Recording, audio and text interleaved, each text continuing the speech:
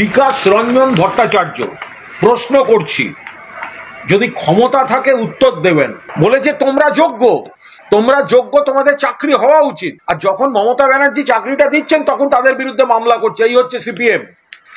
দেখুন, সুজন চক্রবর্তী সিপিএম এর এই এদের সঙ্গে বসে আছে, SL/ST, work education, physical education, যাদের বিরুদ্ধে মামলা লড়ছে।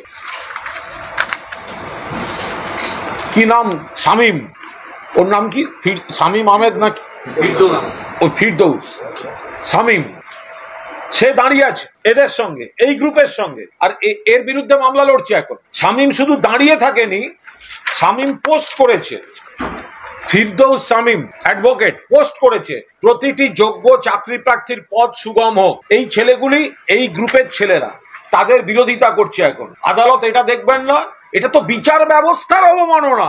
সাধারণ গরিব ঘরের কর্মপ্রার্থীদের সামনে যদি আইনি ব্যবস্থা এই চূড়ান্ত দ্বিচারিতা দেখায়, সাধারণ মানুষ কোথায় যাবে? এক পক্ষের হয়ে সেখানে যাচ্ছে, আরো কিছু অভিযোগ তারা করেছেন, তাদের লয়ার হয়ে যাচ্ছেন, আবার সরকার চাকরি দেওয়ার পর তাদের উল্টো দিকের হয়ে চাকরি ঠেকাতে নামছেন। কি করে হতে পারে? নওশাদ সিদ্দিকী তাদের সঙ্গে বসে, যদিও নওশাদ সিদ্দিকী তাদের চাকরির বিরুদ্ধে কোনো কোর্টে টোটে গেছেন বলে আমি জানি, মানে আমি অ্যাটলিস্ট জানি। তো তাহলে আমার বক্তব্য হচ্ছে, আদালত অবমাননা হয়েছে কি হয়নি সে তো কোর্টে ঠিক হবে, বুঝলাম, আমি অ্যাটলিস্ট করিনি। আদালতে যদি এই ছেলে মেয়েগুলি বিক্ষোভ করে থাকে, কোনো বিচারপতিকে কোনো রকম আপত্তিকর কথা বলে থাকে, অন্যায় কাজ করে কোনো অবস্থায় সমর্থন করি না। কিন্তু এই আইনজীবীদের এই দ্বিচারিতা, আপনি বলতে পারেন যে এটা প্রফেশনাল ব্যাপার, কোন লয়ার কখন কার হয়ে দাঁড়াবেন তার পেশাগত স্বাধীনতা আছে, কিন্তু নৈতিক স্বাধীনতা আছে কি? মরালি কি তারা ঠিক কাজ করছেন? যে গরিব ছেলে মেয়েগুলো ধর্নায় বসলো চাকরি চেয়ে, আপনারা তাদের মঞ্চে গেলেন, তাদেরকে বললেন যোগ্য, তাদের হয়ে লড়লেন, কিন্তু আপনাদের লড়াইয়ের দরকার হলো না। যখন মমতা বন্দ্যোপাধ্যায় জানতে পারলেন এবং এই যোগ্য ছেলে মেয়েগুলিকে চাকরি দিলেন, রেকমেন্ডেশন লেটার দিয়ে দিলেন, তখন আপনারাই, এই বিকাশ বাবুরা, এই শামীমরা তাদের চাকরি আটকাতে নামলেন। সেই জায়গা থেকে যে কোনো মানুষের একটা যন্ত্রণা কাজ করবে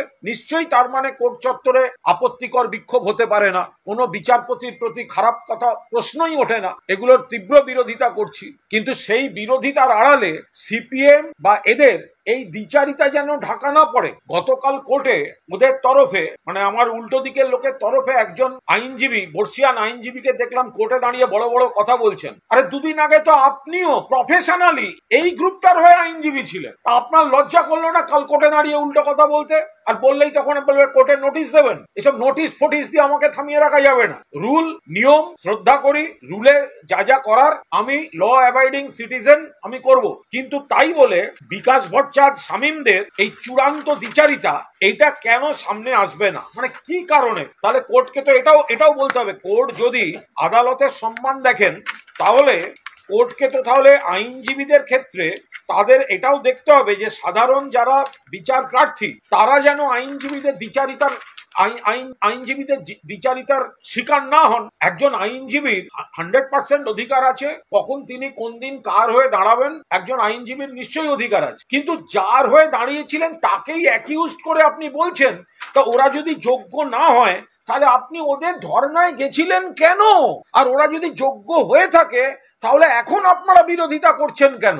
আইনের জটে কোর্টে চাকরি পাওয়া বিলম্বিত করা খুব কঠিন কাজ নয়, সেটা আইনজীবীরা জানেন, ওসব করতে পারেন। কিন্তু আদালত অবমাননার আড়ালে বিকাশ অ্যান্ড কোম্পানির এই দ্বিচারিতা কোনো অবস্থায় বরদাস্ত করা হবে না। আমার বিরুদ্ধে আপনাদের যা করার আছে করে নিন, যা আছে করে নিন, কিন্তু এই প্রশ্নের জবাব দিতে হবে এটা নীতিগতভাবে ঠিক না ঠিক না, যে আপনারা যার মঞ্চে গিয়ে তাদের যোগ্য বলছেন, উৎসাহ দিচ্ছেন, তারা চাকরি পেয়ে যেতে আপনারা আবার একটা নতুন ছুতো করে তাদেরই বিরোধিতা করছেন, যার সঙ্গে ছবি তুলছেন তাকেই অ্যাকিউজড করে মামলা লড়ছেন। এইটা নীতিগতভাবে কতটা ঠিক, এই প্রশ্নের উত্তর কিন্তু বিকাশ অ্যান্ড কোম্পানিকে দিতে হবে। এদের বিরুদ্ধে কোনো সিবিআই নেই, এদের বিরুদ্ধে কোনো অনিয়মের জায়গা নেই। যে কজন আন্দোলনে ছিলেন, যে কজন, যতজন, অর্থাৎ মোট 1280 জন, একজন মারা গেছেন, একজন এখন 1279, তো 1279 জনই তো চাকরি পেয়েছেন, তো তাহলে সেখানে প্রবলেমটা ওনার কোথায় হচ্ছে?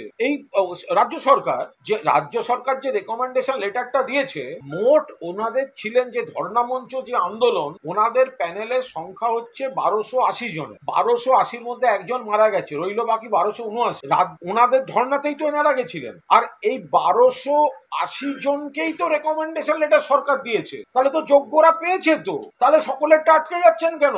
যে মঞ্চটায় ওনারা গেছিলেন সেই প্যানেলের প্রত্যেককে রাজ্য সরকার রেকমেন্ডেশন লেটার দিয়েছে, স্কুল পেয়ে গেছে। তো তাহলে ওনারা যাদের না না, শারীরিক শিক্ষা, কর্মশিক্ষা, physical education, work education, SLST, আমি তাদের কথা বলি। তো তাদের মঞ্চে তো ওরা গেছেন, আর যার সঙ্গে ছবি তুলেছেন, যাদের সঙ্গে ছবি তুলেছেন, আজকে তাদের অ্যাকিউজ করে মামলা করছেন, এটা কি করে হতে পারে?